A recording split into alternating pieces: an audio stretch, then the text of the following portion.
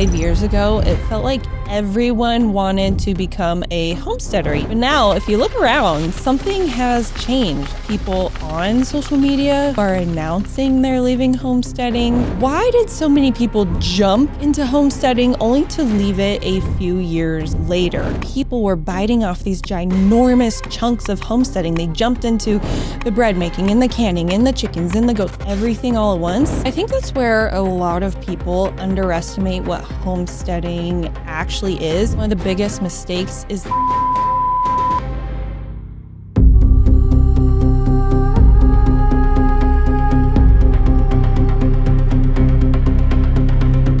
Hello and welcome back to the Gubba Homestead podcast.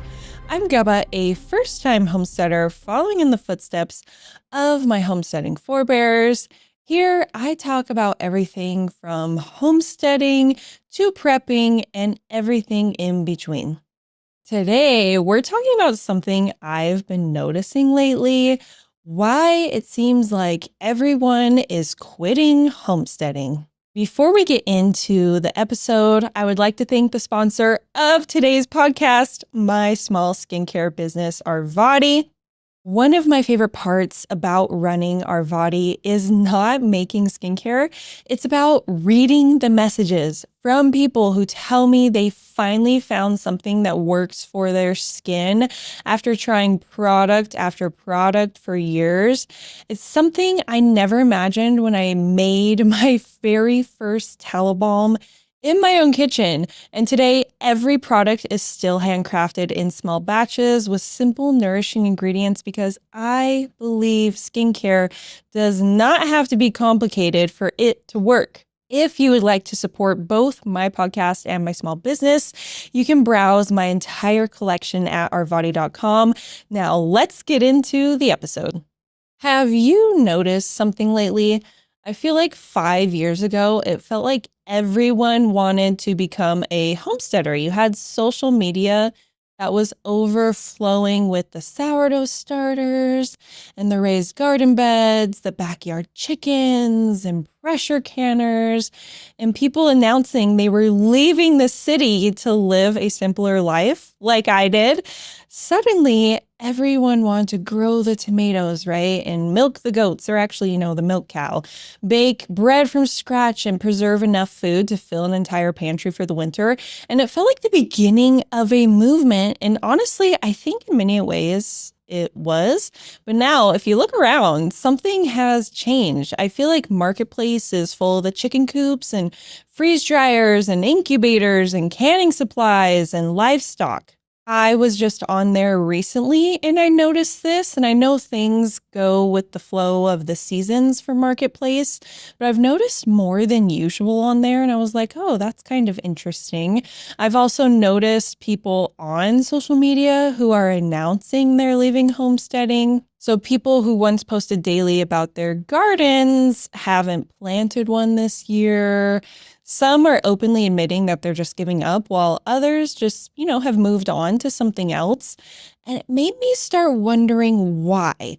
Why did so many people jump into homesteading only to leave it a few years later? And I think one of the biggest reasons so many people flocked to homesteading right around 2020 was because the world reminded us just how fragile convenience really is. So grocery store shelves were empty. You couldn't always find the flour, yeast, toilet paper, and even basic ingredients. So for the first time in decades, millions of people realized how dependent they had become on systems completely outside of their control. And that realization, I feel, pushed people to ask questions they'd never considered before. What if I grew some of my own food? What if I learned to preserve food? What if I raised chickens in my backyard? And those were good questions. And I actually think that season, whatever we want to call 2020, introduced a lot of people to skills they may have never discovered otherwise. But fear has a funny way of motivating us, right? It can convince us to start something, yet once life becomes comfortable and easy again, that fear fades away. That's just human nature. And then you're left with the lifestyle itself. And that's when the real question begins. Do you actually enjoy homesteading, or are you simply responding to a moment in history? And I don't blame anybody for how they answer that, because once the grocery stores were stocked again, the work didn't disappear on the homestead, right? So the chickens still needed to be fed and let out every morning. You still had gardens that needed to be watered during the hottest week of the summer, where I'm at right now. Man, the weeding never ends. And you still need the fruit trees that need pruning and watering. And you have the jars that need washing. And man, when you start canning, I mean, the whole kitchen like blows up.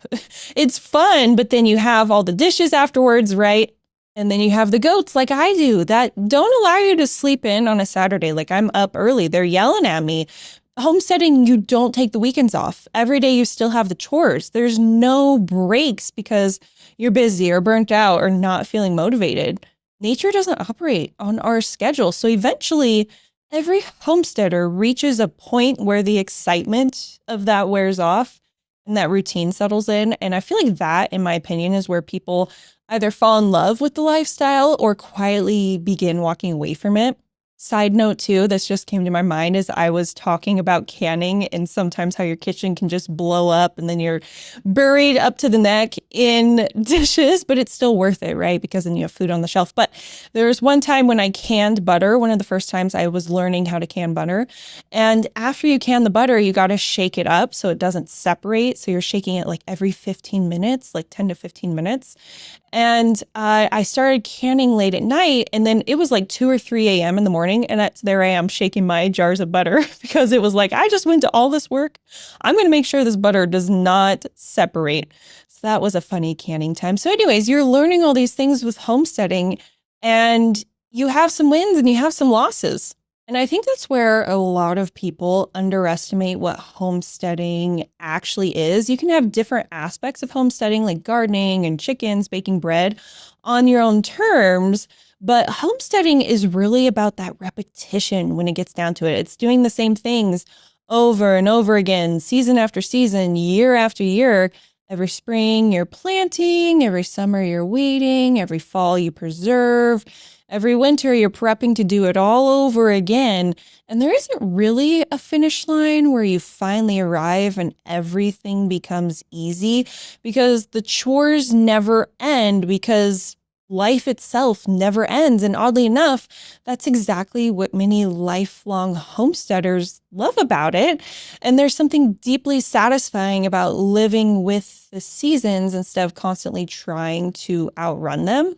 And again, I feel like anyone can start homesteading and do their own scale, right? So what I think is that people were biting off these ginormous chunks of homesteading. They jumped into the bread making and the canning and the chickens and the goats, like everything all at once.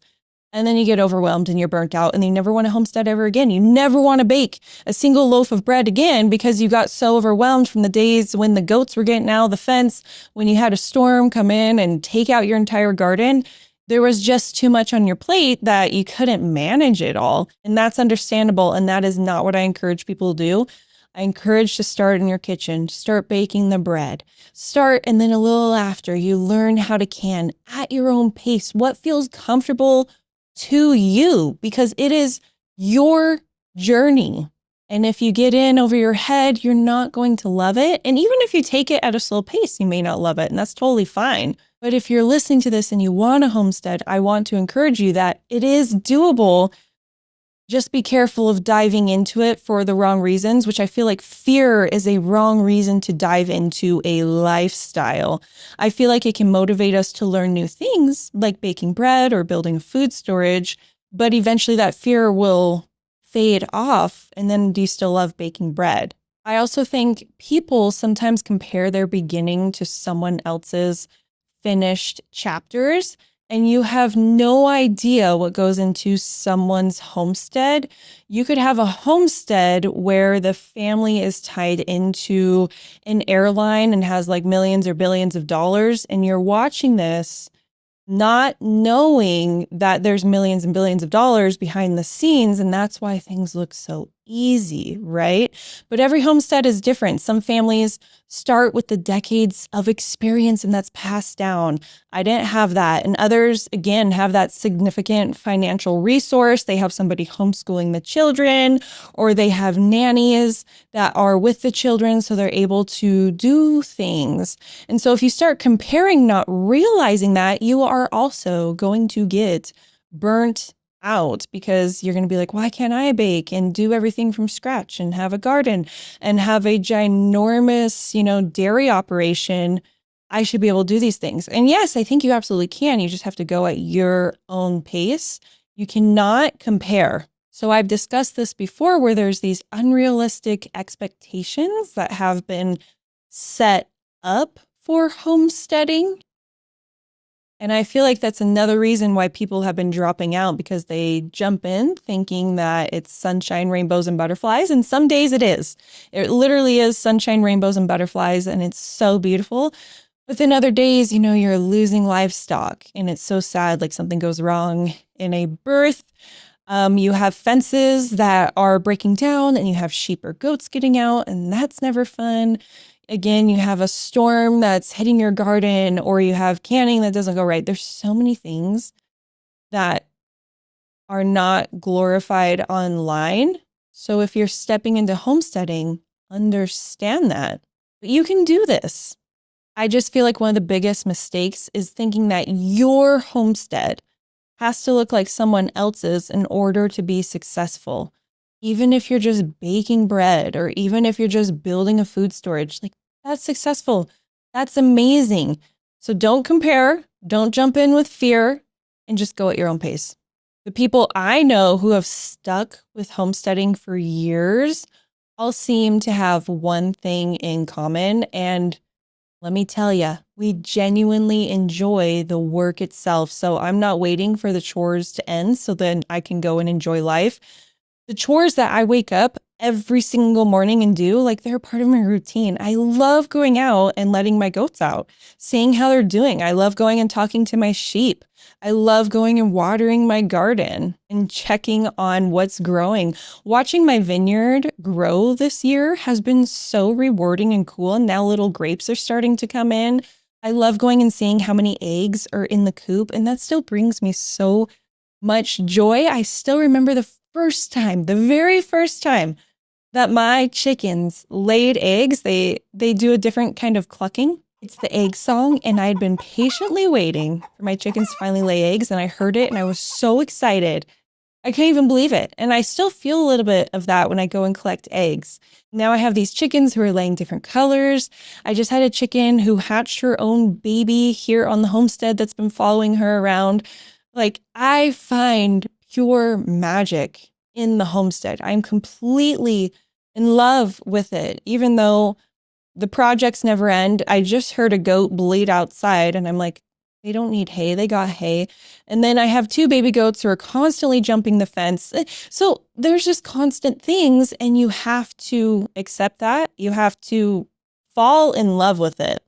So if you truly love the process, the setbacks of, sometimes losing animals or your garden, they don't convince you to quit. They're just a part of your story. You adjust, you learn, and you try again next season.